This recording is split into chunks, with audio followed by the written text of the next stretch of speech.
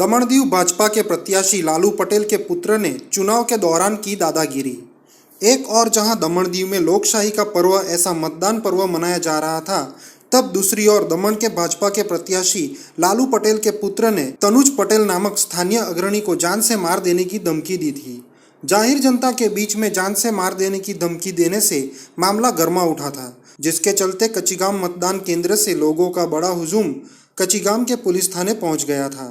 भाजपा के प्रत्याशी लालू पटेल भी अपने पुत्र को बचाने के लिए पुलिस थाने दौड़ आए थे। तनुज पटेल ने भाजपा के प्रत्याशी लालू पटेल के पुत्र गौरांग पटेल और उसके अन्य साथीदारों के विरुद्ध फरियाद दर्ज करवाई है। हालांकि चुनाव अधिकारी और पुलिस का काफिला स्थल पर पहुंच जाने से चुनाव हिंसक बनने से टला था।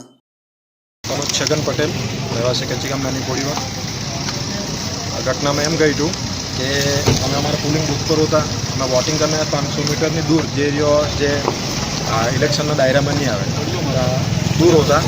मारी मदर ने लोग वोटिंग करवाना बाकी होता, लोगों फोन आयो कि अमे वोटिंग करवा आवता छे तो घरे पाछो छोड़ी ले। मैं ते लोगोनी राह जोतो तो कि वोटिंग करे ने जाए तेटलामां लालूभाईनो छोकरो एक मनीष पटेल, निमेश भंडारी, ईश्वर भंडारी और गौरांग पटेल एक फॉर्च्यूनर लईने इनोवा लईने आव्या 7 नंबर અને એ લોકોએ કહ્યું કે ભાઈ શું કરે, તો મેં એમ કીધું કે અમારું વોટિંગ થઈ ગયું, અમે જતા છે, મમ્મીની વેટ કરતા છે, 500 મીટર એરિયા દૂર છે, તો ચાલો અહીંથી નીકળ।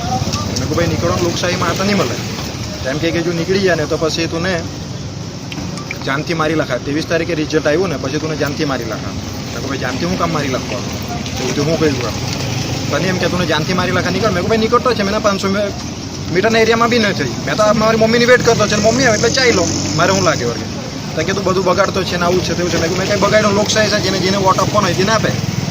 પછી એમ કે એની મારી જ લાખાતું ને 23 તારીખ પછી તારું મર્ડર કરી લાખા એમ। મેં ભાઈ શું કામ મર્ડર કરવાનો, એટલે પછી મારે કાનૂની પગલાં ભરવા પડ્યા મજબૂરીમાં।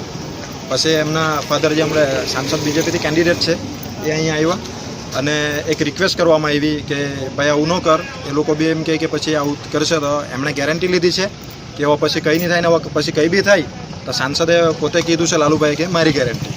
એટલે પછી પોલીસવાળાએ એનસીપીલી કરીને પછી મેં આગળની કાર્યવાહી એ લોકોના રીતે જોશે।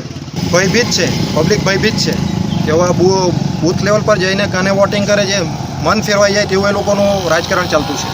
બૂથ લેવલ પર બી એ લોકો જાય ને કે ભાઈ ઉમેશ પટેલને દબાવાને કે કોંગ્રેસને દબાવાને કે કાં તો એ લોકોનું એક માઇન્ડ ડિસ્પ્યુટ કરવાની એ લોકોએ રાજનીતિ રહીમાં એ જ રાજનીતિ રમવા મારી પાસે આવેલો હતા કે ડિસ્ટર્બ કરે અને એ લોકોનું જે બી એ લોકોનું લક્ષ્ય હશે એમાં કામયાબ થાય એ માટે આવેલો હતા।